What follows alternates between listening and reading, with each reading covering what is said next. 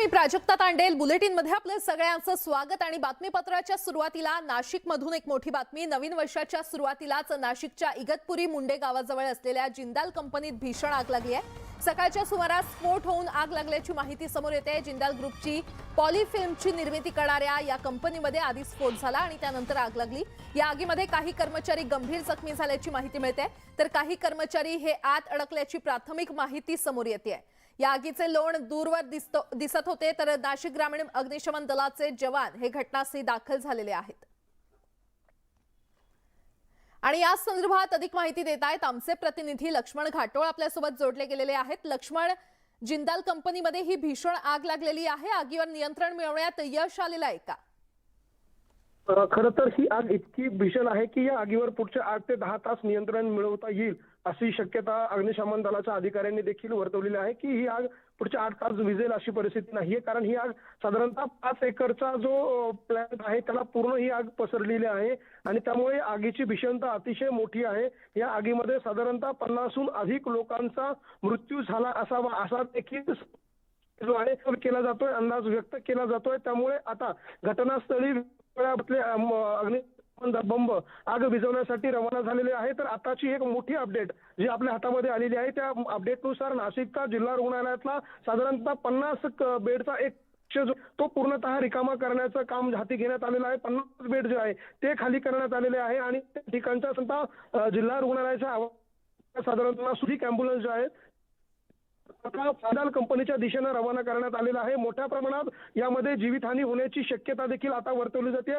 वित्तहानी तर मोठ्या प्रमाणात यापूर्वीच आपण सांगितलं होतं, मात्र जीवितहानीचा अंदाज जो आहे तो येत नव्हता. मात्र जी माहिती समोर येते त्या माहितीमध्ये साधारणतः शेकडो कर्मचारी यामध्ये जखमी झालेले आहे. गंभीर स्वरूपात काही जखमी झालेले, तर काही कर्मचाऱ्यांचा यामध्ये मृत्यू झाला असावा अशा स्वरूपाचा अंदाज व्यक्त केला जातो आणि मृत्यूचा आकडा देखील 20 ते 25च्या आसपास असावा अशी देखील भीती आता व्यक्त केली जाते, अंदाज व्यक्त केला जातोय. काही मोठे अधिकारी जे आहेत ते घटनास्थळावरती पुढच्या काही वेळामध्ये दाखल होत आहेत. स्वतः जिल्हाधिकारी असतील, पोलीस अधीक्षक असतील, हे देखील आता घटनास्थळाकडे रवाना झालेले आहे.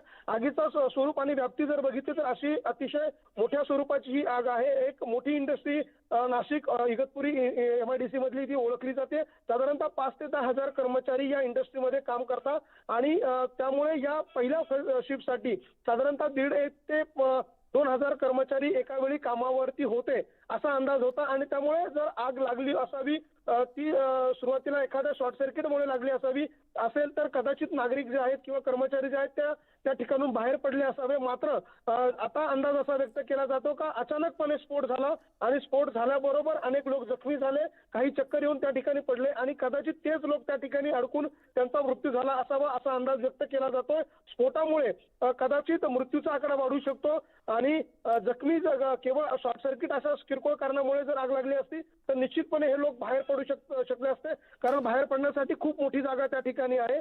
मात्र आतमध्ये आता जी माहिती मिळते की काही लोक जे आहेत ते अद्याप देखील बेशुद्ध अवस्थेमध्ये त्या ठिकाणी पडलेले होते आणि तेच लोक जे आहेत ते आतमध्ये अडकलेले असावे आणि त्यासाठीच आता संपूर्ण प्रशासकीय यंत्रणा जी आहे ती कामाला लागलेली आहे. जिल्हा रुग्णालयातला एक पूर्ण वॉर्ड जो आहे तो आता रिकामा करण्याची कारवाई जी आहे ती केली जाते. काही खासगी हॉस्पिटल्स मधले देखील आरक्षित बेड जे आहे ते त्या ठिकाणी आरक्षित केले जातात. ज्या ठिकाणी बर्निंग रुग्ण जे ठेवले जातात, अर्थात जळालेली रुग्ण ज्या ठिकाणी ठेवले जातात, ज्या ठिकाणी या सुविधा आहे अशा मल्टी स्पेशालिटी हॉस्पिटलला देखील कॉल देण्यात आलेला आहे की ही हॉस्पिटलमधले बेड जे आहे ते रिकामे ठेवावे. काही तज्ज्ञ डॉक्टर जे आता खरं तर सुट्टीवर होते त्यांना देखील तातडीनं बोलवून घेण्यात आलेलं आहे. जिल्हा रुग्णालयाबरोबरच काही खासगी हॉस्पिटलचे डॉक्टर जे आहे ते देखील जिल्हा रुग्णालयामध्ये मदतीसाठी बोलवण्यात आलेले आहे. बरं लक्ष्मण, ही दृश्य पाहून आगीची भीषणता लक्षात येते. सध्या या घटनास्थळी कोणी प्रशासकीय अधिकारी दाखल झालेला आहे का? अधिकृत काही माहिती जारी करण्यात आलेली आहे का? आहे सुट्टीचा दिवस आहे आणि त्यामुळे या ठिकाणी सुट्टीवरती होते. मात्र स्थानिक तहसीलदार आहेत, तलाठी आहे, सर्कल आहेत, हे घटनास्थळी पोहोचलेले आहेत. स्थानिक पोलीस स्टेशनचे पोलीस निरीक्षक त्या ठिकाणी आहे. स्वतः पोलीस अधीक्षकांची थोड्या वेळापूर्वी न्यूज 18 लोकमतने संवाद साधला. या विभागाचे आयजी आहेत त्यांच्याशी न्यूज 18 लोकमतने संपर्क साधला. हे दोनही अधिकारी ऑन द वे होते, रस्त्यात होते, ते देखील घटनास्थळाकडे झालेले आहे. त्यामुळे सगळे अधिकारी एकाच वेळी त्या ठिकाणी पोहोचू शकतात. त्यामुळे माहिती देखील प्रशासकीय अधिकाऱ्यांकडून व्यक्त केली जाते आणि भीतीही व्यक्त केली जाते. बरं लक्ष्मण, या धुराचे लोळ मोठे उठताना पाहायला मिळत आहेत. साधारणतः किती कर्मचारी किंवा आसपासच्या परिसरात नेमकं कोण कोण तिथे उपस्थित होतं, काही प्रत्यक्षदर्शींकडून माहिती मिळू शकते का? ही आपल्या स्क्रीनवर दिसत असलेले हे व्हिडिओ त्या ठिकाणी असलेल्या प्रत्यक्षदर्शींनीच न्यूज 18 लोकमत पर्यंत पोहोचवलेला आहे, स्थानिकांनीच पोहोचवलेले आहे.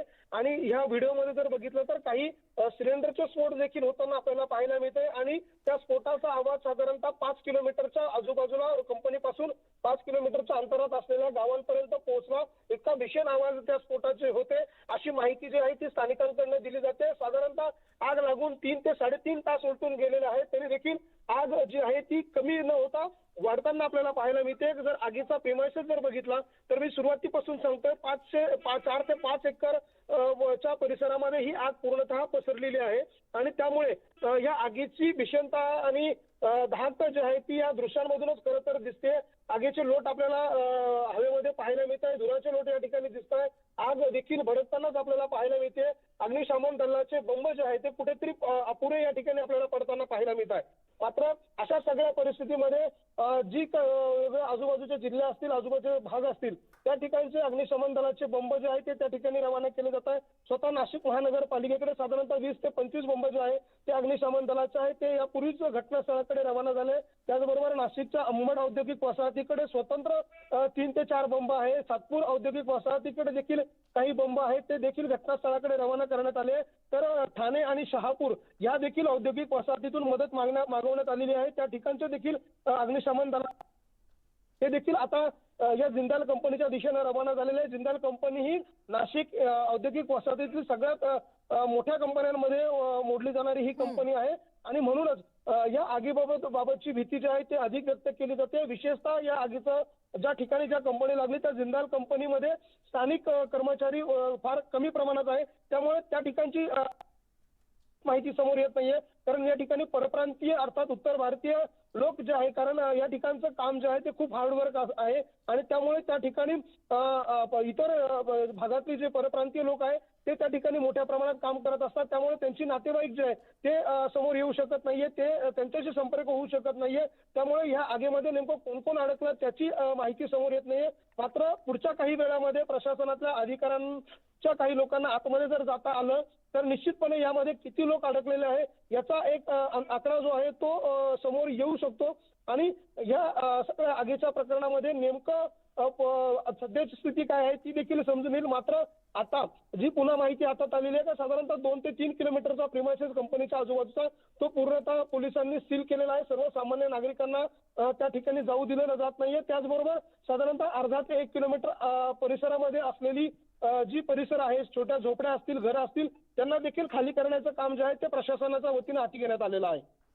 बरं लक्ष्मण, या कंपनीमध्ये नेमके किती जण होते, काय काय होतं, त्याबाबत अधिकृत माहिती समोर आलेली नाहीये. मात्र हे धुराचे लोण दूरवर पसरलेले आहेत, त्यामुळे निश्चितच इतर परिसराला देखील त्याचा त्रास होऊ शकतो. इथे कोणती नागरी वस्ती आहे का, तिकडच्या नागरिकांना सध्या हलवण्यात येतंय का? नागरी वस्ती आहे. साधारणतः ही कंपनी जर बघितली तर इगतपुरी औद्योगिक वसाहत जी आहे मोठी इगतपुरी त्या ठिकाणच्या आजूबाजूला मोठ्या प्रमाणामध्ये कामगारांचीच घरं आहे. खरं तर ही जी कंपनी आहे या कंपनीमध्ये काम करणारे कामगार जे आहेत त्यांना राहण्याची व्यवस्था कंपनीच्याच परिसरामध्ये करण्यात आलेली असते. या लोकांना साधारणतः महिनाभर घरातून बाहेर पडता येत नाही किंवा कंपनीतून बाहेर पडता येत नाही अशा स्वरूपाचं काम या कंपनीने चालू असते. त्यामुळे या कंपनीच्या आजूबाजूला याच कंपनीत काम करणाऱ्या लोकांची घरं जी आहेत ती त्या ठिकाणी आहे आणि त्यामुळे ती घरं देखील आता प्रशासनाकडनं खाली करून घेतली जात आहे. सतर्क राहण्याच्या सूचना देण्यात आलेल्या आहे. जे किरकोळ स्वरूपाचे काही जखमी आहेत त्यांना आजूबाजूच्या छोट्या रुग्णालयांमध्ये दाखल करण्यात आले, तर जे गंभीर स्वरूपाचे जखमी आहेत त्यांना नाशिकच्या जिल्हा रुग्णालयात नेलं जाते. नाशिकचं जिल्हा रुग्णालय आणि जिंदाल कंपनी याचं अंतर साधारणतः 25 किलोमीटर ते 30 किलोमीटर आहे. मुख्य रस्त्यापासून अर्थात नाशिक मुंबई महामार्गापासून 5 किलोमीटर ही कमी इतकं अंतर आहे. त्यामुळे तिथून साधारणतः औद्योगिक वसाहतीपर्यंत येण्यासाठी जो वेळ औद्योगिक वसाहतीतून सिव्हिलला येण्यासाठीचा वेळ जो आहे तो साधारणतः 1 ते 1.5 तासाचा आहे. कुठलीही मदत जर त्यांना मिळवायची असेल तर 1.5 तासाचा वेळ जो आहे, अवधी जो आहे तो लागतोय. बरं. आणि त्यामुळे आता मदत कार्य जे आहे मोठ्या जलद गतीनं करण्याची प्रशासनाची भूमिका आपण बघताना इथे त्या ठिकाणी दिसतीये. बरं लक्ष्मण, अपडेट घेत राहू.